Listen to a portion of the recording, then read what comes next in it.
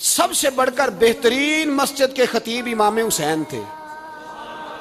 मस्जिद नबी से बड़ी भी कोई मस्जिद होगी जिस मिंबर पर रसूल पाक बैठ के खुतबा दिया करते थे, और मेरे मुस्तफ़ा के आस्ताने से बड़ा भी कोई आस्ताना होगा जिसकी सज्जादगी इमाम हुसैन के पास थी। कहते हैं हमारा क्या ताल्लुक, हमें क्या लगे, जो मर्जी होता फिरे। इमाम अली मकाम आराम से मस्जिद नबी में बैठे थे। जमाना पूरी दुनिया से जाता था, हाथ चूमता था, कदमों में बैठता था।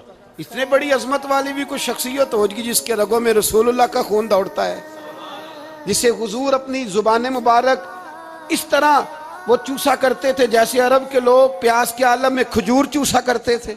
इतना बड़ा भी कुछ शख्स था, लेकिन जब दीन पे कड़ा वक्त आया तो हुसैन ने मस्जिद की खिताबत नहीं बचाई, आस्ताना नहीं बचाया।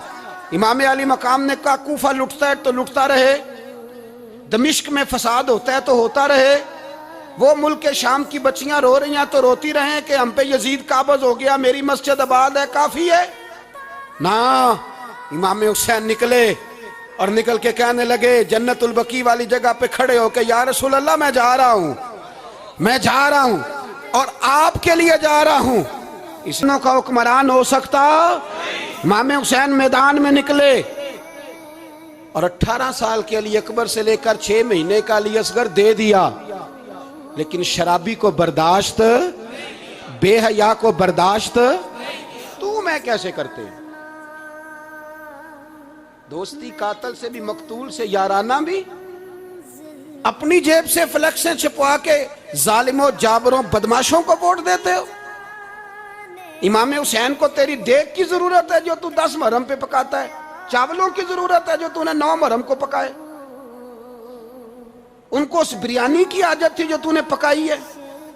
मेरे घर में फलां MNA MPA साहब आ गए थे, इमाम हुसैन के घर के अंदर यजीद ने पैगाम भेजा।